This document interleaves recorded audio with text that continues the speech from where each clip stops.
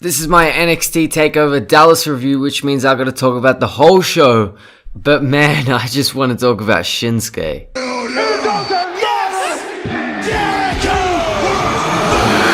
Man, what an event that was. That's all I can say. It was such an incredible event. NXT stepping up the bar yet again, and it was pretty solid from the start to the finish.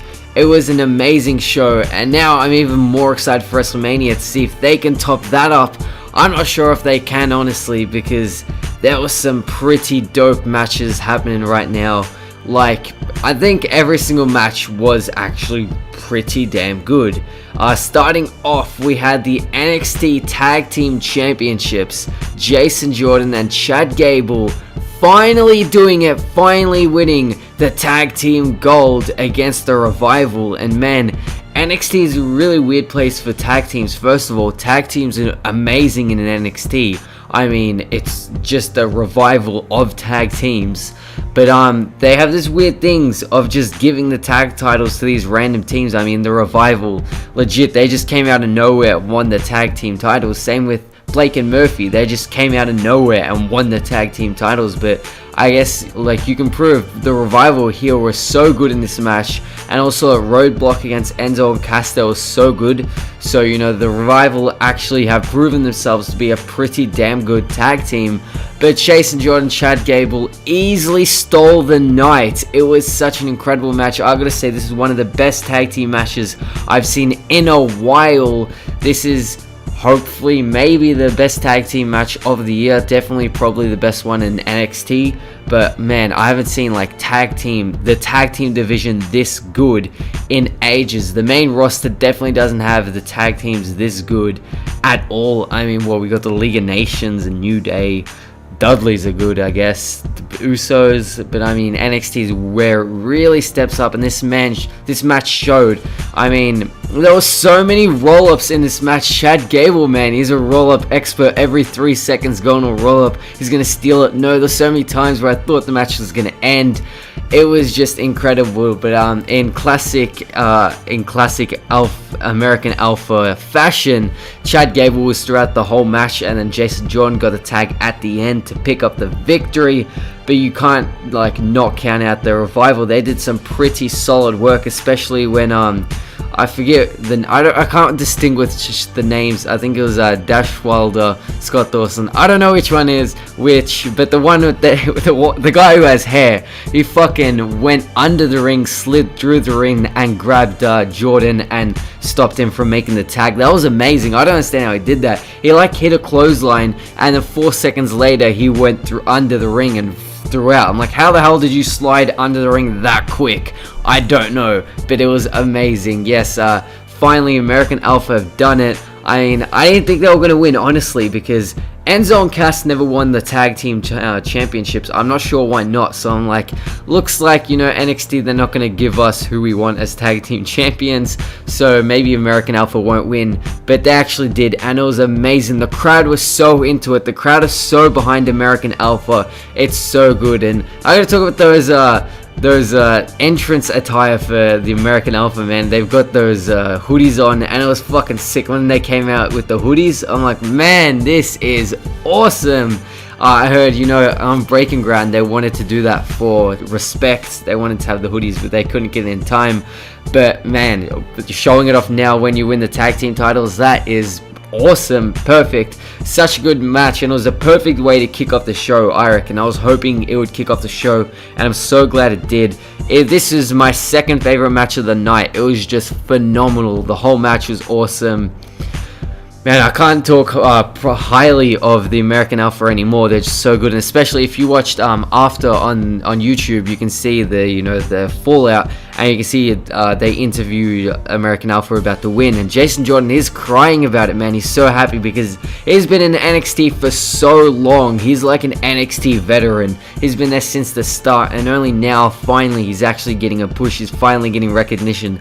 So it's really emotional for him, and man, I'm just so happy. I hope they have a really long reign, because they're not ready for the main roster just yet, which means they can have a good solid reign at least to NXT Takeover Brooklyn. That's when they're gonna at least drop the titles, maybe for even longer. But what's next for them, man? What's some other tag teams left? I don't know. We'll have the rematch with the Revival.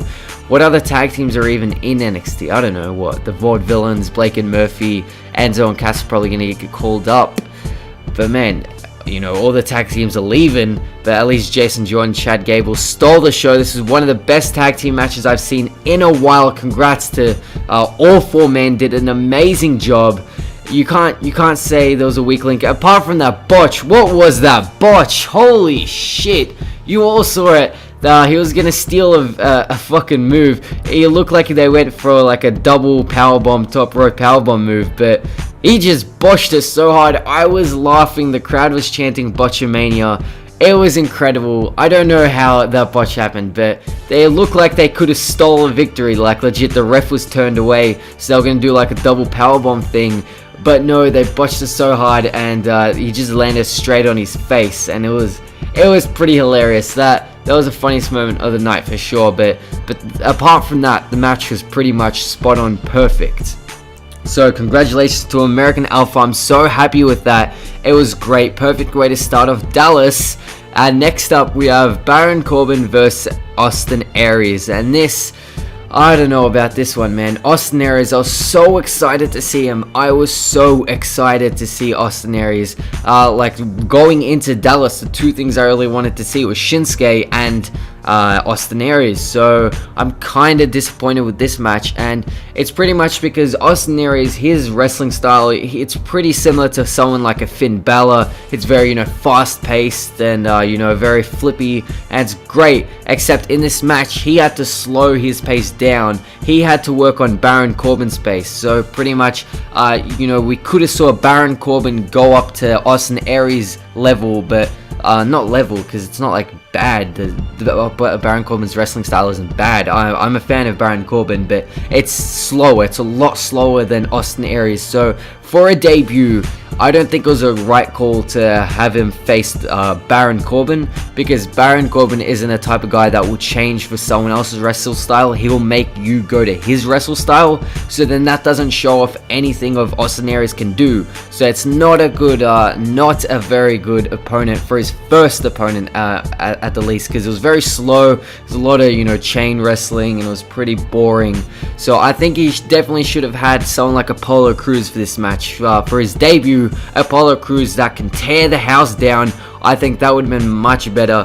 But no, Austin Aries had to go and work with Baron Corbin's level, so it didn't really showcase what Austin Aries can do. And especially if like people aren't familiar with Austin Aries, then it's not gonna, you know, be too good, because, you know, first impressions are very valuable. So a first impression match like this, it's not the right goal to have him face Baron Corbin, in my opinion, because it's just too slow. But you know, it's kind of disappointing, because I love Austin Aries. I was so excited for him, but we didn't get to see Austin Aries. It was pretty much him going down to fight with Baron Corbin's style of wrestling. So I really wish we could have seen someone like Apollo Crews instead. And I don't know why, but with our debuts, they always give him to Baron Corbin. I mean, when Apollo Crews debuted, he rivaled with Baron Corbin straight away. When Samoa Joe debuted, he rivaled with Baron Corbin straight away. And now with Austin Aries, he rivals with Baron Corbin straight away. And I don't think it's right call. Maybe for Samoa Joe, that was a good one. Apollo Crews was alright as well, but Austin Aries, I don't think it was the right call to give him to Baron Corbin. I think it definitely should have had a match with Apollo Crews, because they have a similar wrestling style, so that could have worked perfectly. But this was the weakest match of the night. We didn't get to see anything of Austin Aries. He won with a roll-up. Kind of disappointing, because I was really excited to see if what Austin Aries' finish would be, whether he'd keep, you know, the Brain Buster, because it's probably banned. But next up, after that match, oh, this is where it gets interesting. Man, I just want to talk about this all day. Sami Zayn versus Shinsuke Nakamura. This was easily the match of the night, man. It was incredible. This was what I was excited to see. I didn't really care about any other matches apart from Shinsuke and Sami.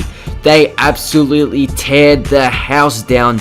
This definitely should have main evented the pay-per-view, I think. I really think this should have main evented the pay-per-view, especially because, you know, the main event ending, the Baylor and Joe ending, was pretty anticlimactic.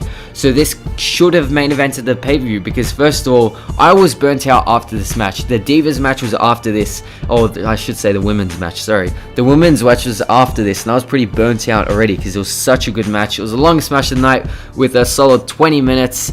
It was just perfection. I was so excited to see Shinsuke's entrance and his theme, and man, his entrance was awesome. You know, it builds up, and then the violin plays, and like Shinsuke falls when the violin plays, and he gets up. He's really charismatic and flamboyant. It's exactly what I wanted Shinsuke to be.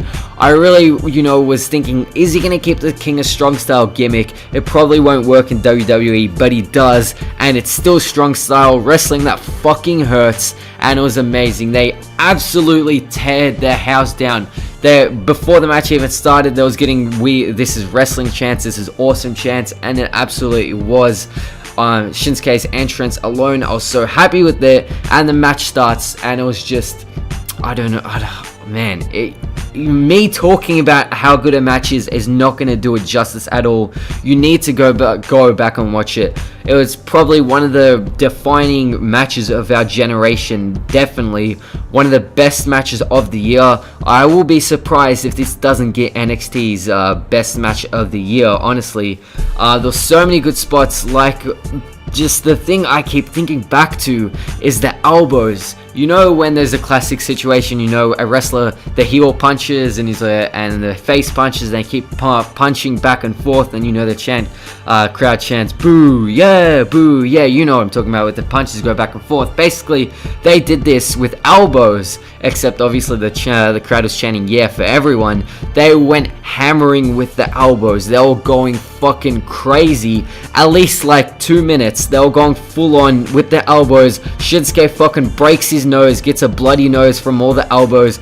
Both men are literally dead. They're standing up, but they're like falling down at the same time. They're just dead, but they keep fighting back with the elbows. It was probably one of the greatest sequences I've seen in a long time. It was so good. Just that elbows combination alone was great.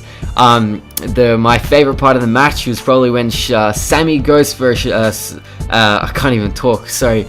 Sami Zayn goes for the haluva kick. Shinsuke reverses it into an exploder suplex. Then he goes for a Boomaye, which Sami Zayn reverses into a blue thunder bomb. 1-2, I thought he had it.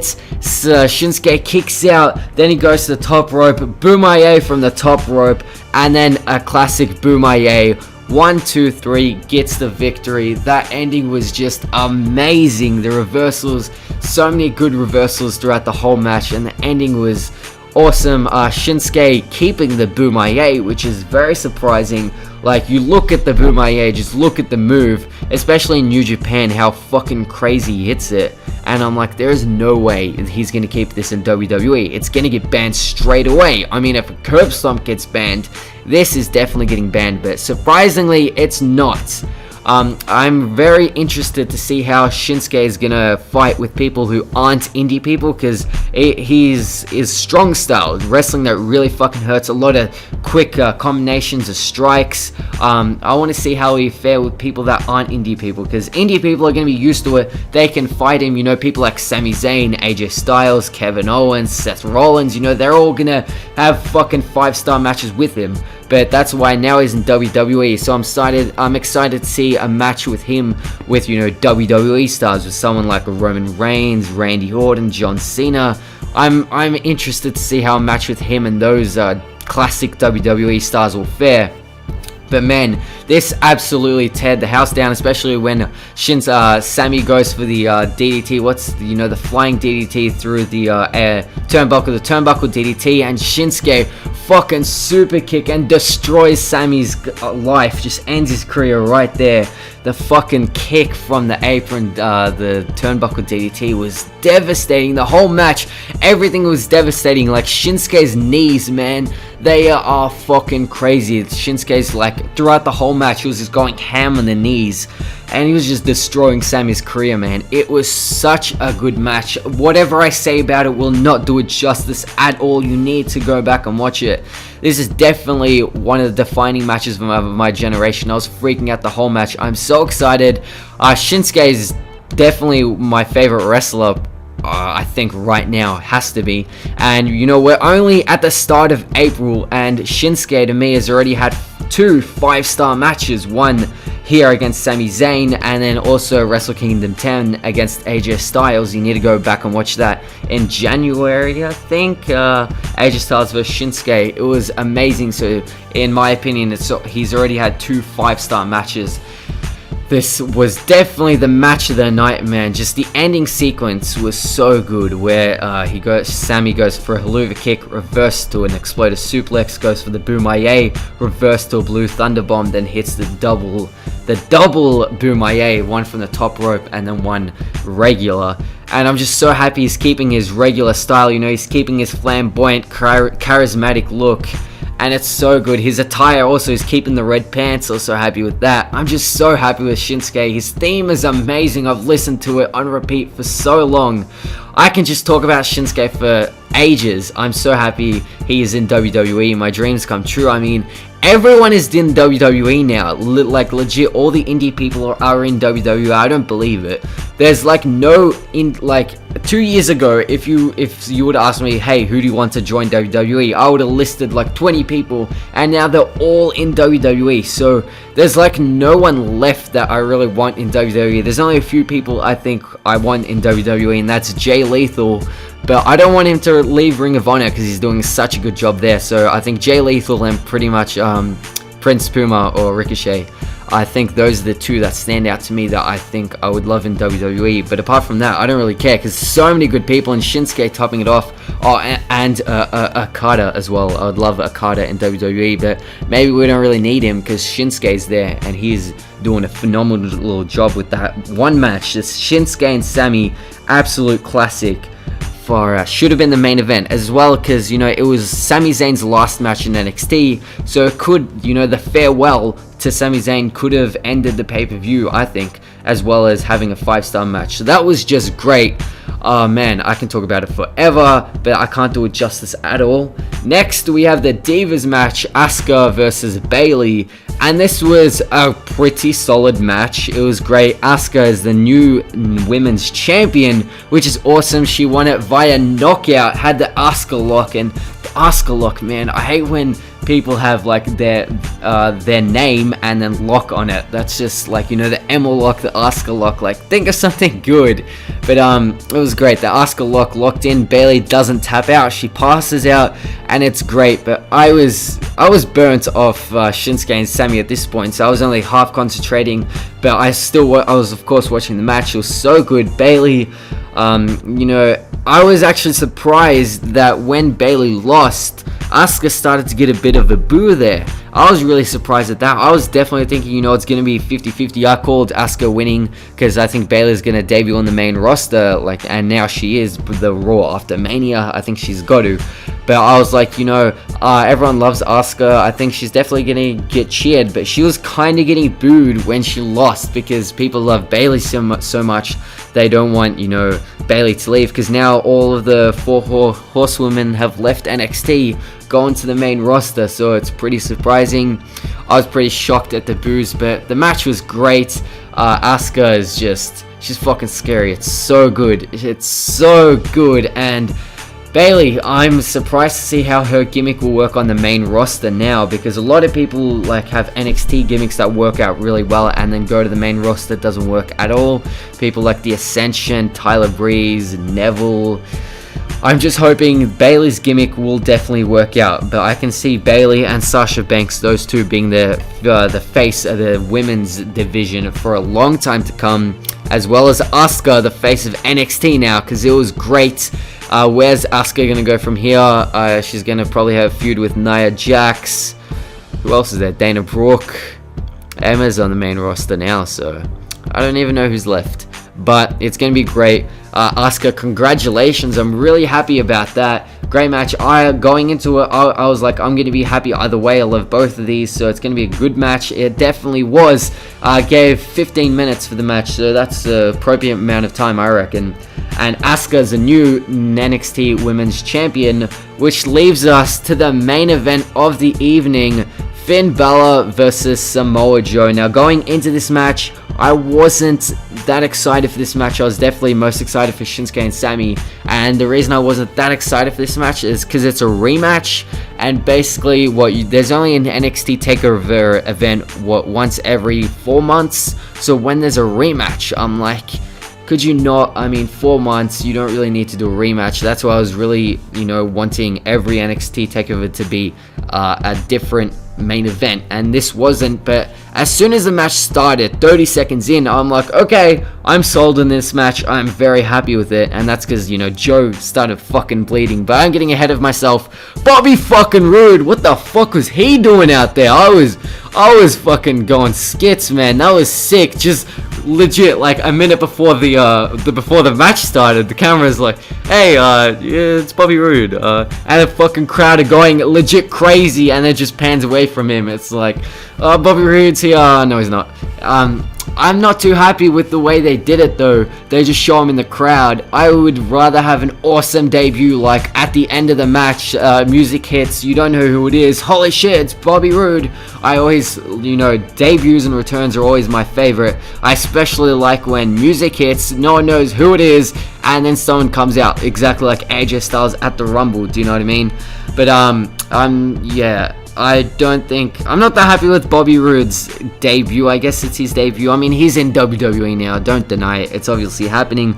So I would have rather preferred, say, Joe attacks Baylor at the end of the match, and then, he's just going ham at it, and then Bobby Roode comes to make the save, or something along those lines. Or maybe even Baron Corbin is fucking up Austin Aries, and then Bobby Roode comes to save Austin Aries, reuniting the Dirty Hills. But apart from Bobby Roode, it was great. The Finn Balor, man, he's wearing blue now. I didn't think he would. I thought black and red only works. The blue was quite strange. I mean, it was good.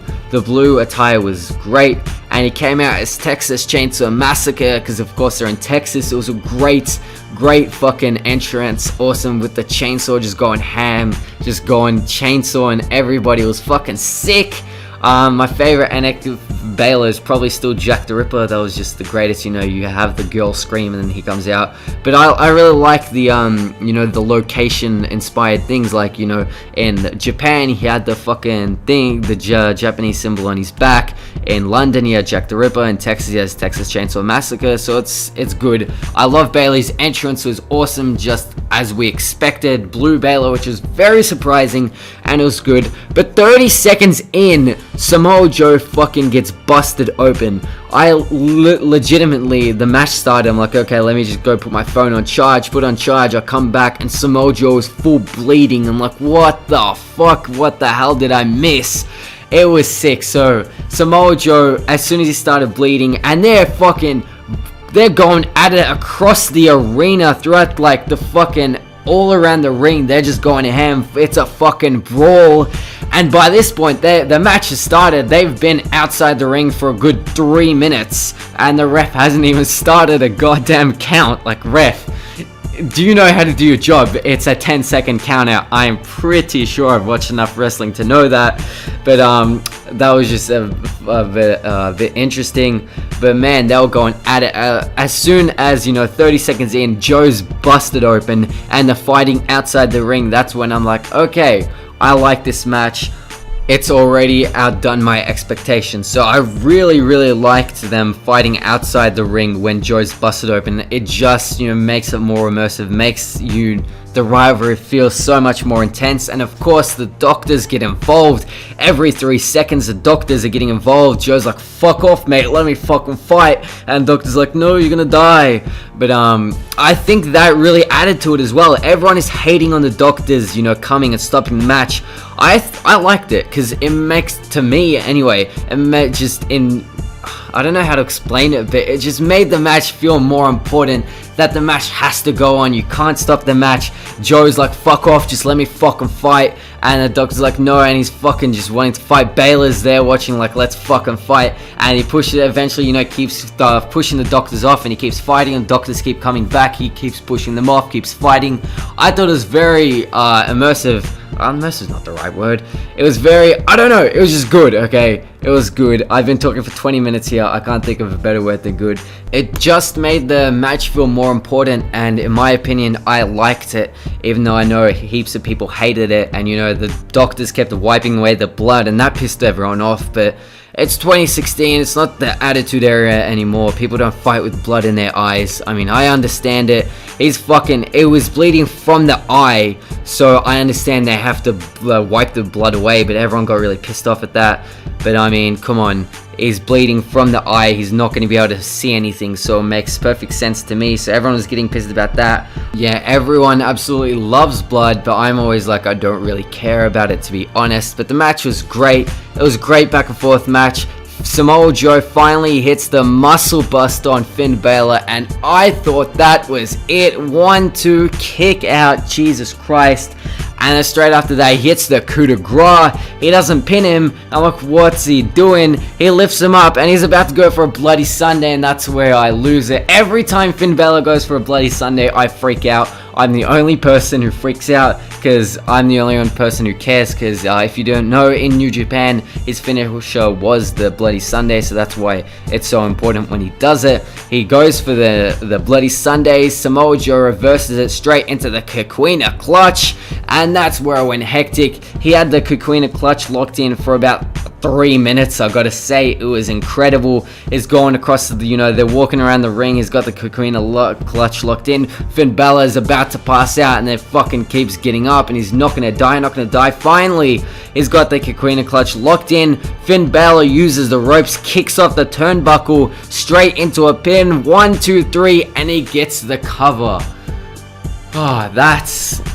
That is an interesting choice to end a match. I understand it's the same way that Survivor Series 1992, one of them, Stone Cold and Bret Hart ended, where Stone Cold had Bret Hart in the $1 Million Dream, and then Bret Hart kicked off the turnbuckle 1, 2, 3 with the pin. And it's the same thing here, where Finn Balor kicked off the turnbuckle and got into the pin. But I mean, I wasn't too happy about this ending, specifically because, first of all, it's kind of like a roll-up-y ending, so that pretty much continues the rivalry. You don't end a rivalry with a roll-up type pin. And to further that fact even more, the match ended, Finn Balor's celebrating, Samoa Joe's like, what the fuck just happened? He walks outside the ring and he stares down Finn Balor. I was hoping he was going to attack Finn Balor, but no, Samoa Joe just stares him down and ends. So to me, a roll-up and a stare down does not seem like a type of way to end a rivalry. Do you know what I mean? And I really hoped this would be the end of a rivalry, because I was thinking one of these two men are gonna go to the main roster.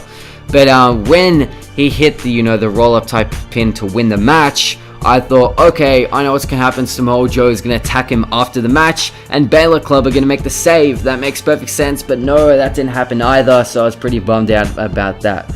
But yeah, that's just my thought. It was a great match. Just the first couple minutes sold me on it straight away.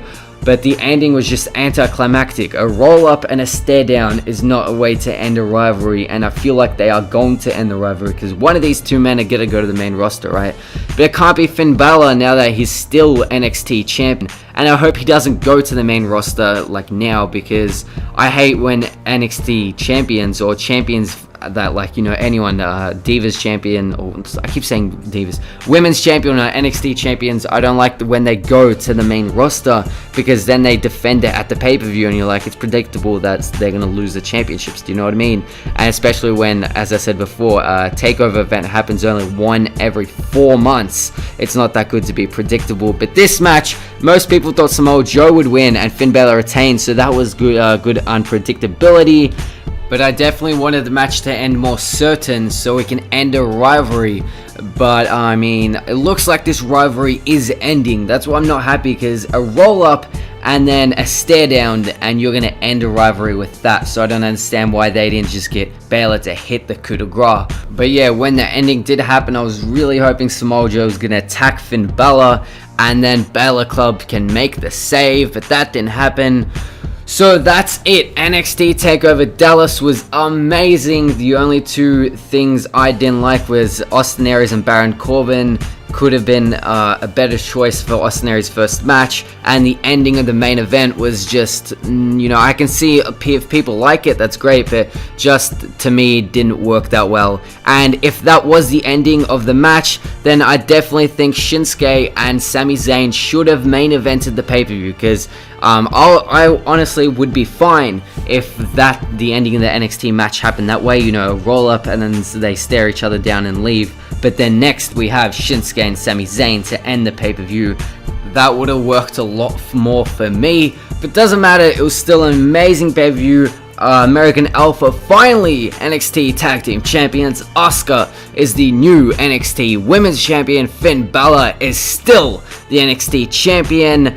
Austin Aries is here to stay, and finally Shinsuke Nakamura and Sami Zayn have pulled off one of the greatest wrestling matches I've seen in a long time. It's fucking amazing. I can't keep talking highly enough of it. Definitely stole the show. Can a match at Mania pull off better than Shinsuke and Sami Zayn? I don't think so. Not for a long while, I say. Shinsuke has arrived to WWE. This has been NXT Takeover Dallas.